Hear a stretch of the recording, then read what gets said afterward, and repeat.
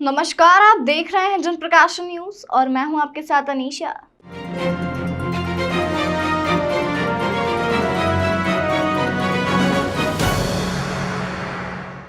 गोवर्धन पूजन पर उज्जैन की पिपलीना क्षेत्र की श्री शीतला माता गौशाला में अनूठा अन्नकूट भगवान कृष्ण को लगाया गया। उज्जैन कृषि उपज मंडी अनाज व्यापारी संघ की ओर से गायों के लिए 56 भोग लगाया गया है। शहर के साधु संतों और नेताओं ने इस दौरान गोवर्धन की पूजा किया और उसके बाद गाय को 56 भोग का नैवेद्य लगाया। गौशाला के संचालक ने मुख्यमंत्री शिवराज सिंह चौहान से गाय माता को दिए जाने वाले भूसे की राशि 10 रुपए से बढ़ाए जाने की मांग की है। महामंडलेश्वर अतुलेश्वर आनंद ने कहा कि कलयुग में भगवान के अवतार लेने के 4 चरण थे, विप्र, धेनु, सुर और शंख। इस कलयुग में चारों की दुर्गति हो गई है, इसलिए अब भगवान कलयुग में नहीं आने वाले। देश भर में गोवर्धन पूजन बड़े धूमधाम से किया जा रहा है। उज्जैन में गोवर्धन पूजन पर एक अनूठी परंपरा देखने को मिली है। उज्जैन के शीतला माता गौशाला में भगवान श्री कृष्ण को 56 भोग लगाया गया। अब तक आपने 56 भोग में मिठाई और पकवान का भोग लगाते हुए देखा होगा, लेकिन गौशाला में विशेष रूप से गाय माताओं के लिए 56 प्रकार की हरी सब्जी, फल और अन्न का भोग लगाया गया है। यह भोग उज्जैन की कृषि उपज मंडी के अनाज व्यापारी संघ द्वारा लगाया गया है। देश भर में गाय माता की दुर्दशा को देखते हुए यह संकल्प लिया गया है। संतों के द्वारा यहाँ पर गोवर्धन जी का पूजन किया गया, जिसके बाद गौ माताओं को अन्नदान किया गया। शीतला माता मंदिर के संत ने इस पहल को अनूठी बताया है। वहीं उज्जैन के गौशाला में इस तरह गाय माताओं को भोजन देने के लिए लोगों से आग्रह किया है। गौशाला के संत ने सरकार से भी मांग की है कि जो उन्हें राशि सरकार द्वारा दी जाती है उसमें बढ़ोतरी की जाए।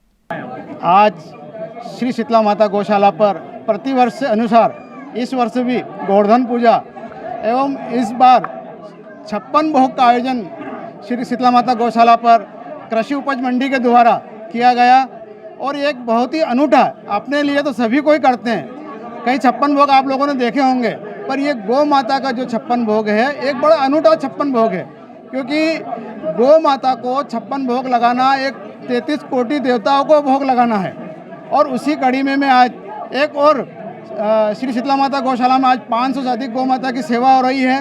और जो मैं एक मांग चाहता हूँ कि शहर के अंदर जो गौ माता का जो दुर्दशा है, मैं शासन प्रशासन से मांग करूँगा कि शासन के द्वारा जो गौ माता को राशि दी जा रही है एक वो ना के बराबर है, क्योंकि आज शासन के द्वारा लोगों को 1 रुपये किलो में गेहूँ चावल दिए जा रहे हैं, पर गौ माता के लिए 10 रुपये किलो में भूसा और कई प्रकार की महंगाई के साथ गौ माता की बड़ा परेशानी के काम है। और मैं शासन से, मुख्यमंत्री जी से एक मांग चाहूँगा कि गौ माता के लिए जो गौ माता की जो दुर्दशा है उसको देखते हुए गौ माता के लिए गौ माता की राशि बढ़ाई जाए।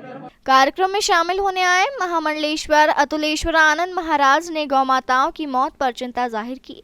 उन्होंने कहा कि कलयुग में भगवान के अवतार लेने के 4 चरण थे, विप्र, धेनु, सुर और शंख। इस कलयुग में चारों की दुर्गति हो गई, इसलिए अब भगवान कलयुग में नहीं आने वाले। उज्जैन की कपिला गौशाला में गायों की मौत पर कहा कि गौशाला में तब तक गायों की मौत होती रहेगी जब तक उन्हें कोई गोद नहीं लेता, तब तक गौ माता की मौत जारी रहेगी। यह नगर निगम नहीं, नरक निगम है। यहाँ पर गाय माताओं की हत्याएं हो रही है। गाय माता मरेगी तो सबको मरना होगा। गौ माता को शासन की ओर से मिलने वाली राशि 1 साल से नहीं दी गई। उन्होंने राशि नहीं मिलने पर कहा कि कब्रिस्तान को बाउंड्री वॉल के लिए पैसे आ जाते हैं। 10 साल बाद गौ माता पुस्तकों में दिखाई देंगी, जिससे बच्चों को बताया जाएगा कि ऐसी गौ माताएं थी। नेताओं पर तंज कसते हुए कहा कि एक दिन गौ माता के पूजन और फोटो खींच आने से कुछ नहीं होगा। कि विप्रधेनु सुर संत हित लीन मनुज अवतार, भगवान के अवतार लेने के 4 चरण थे, विप्र, धेनु, सुर और संत।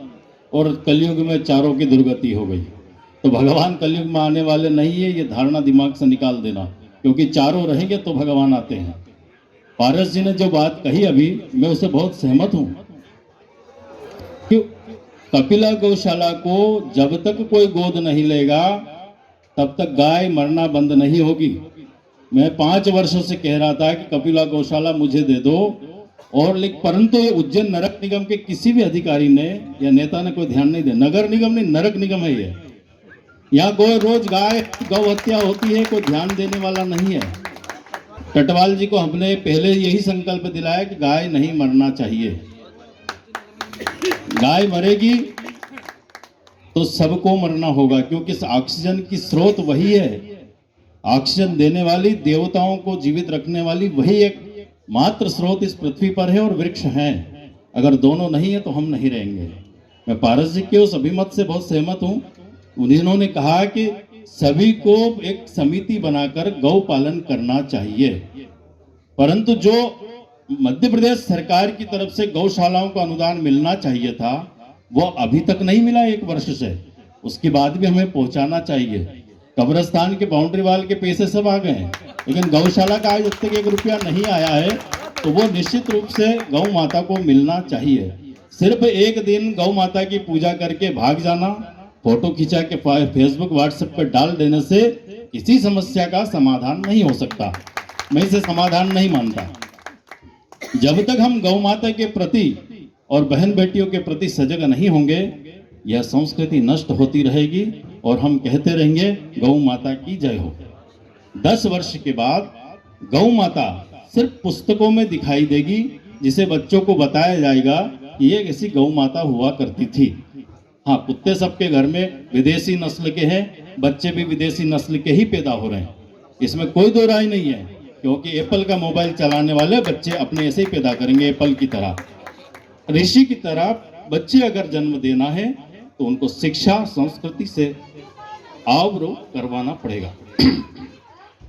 मैं पारस जी का फिर बहुत अभिवादन करता हूं कि उन्होंने ये विषय रखा है, क्योंकि जैन समाज में गौ माता की सेवा का बहुत बड़ा एक योगदान हुआ है। देश दुनिया की तमाम खबरों के लिए चैनल को लाइक, शेयर और सब्सक्राइब जरूर करें।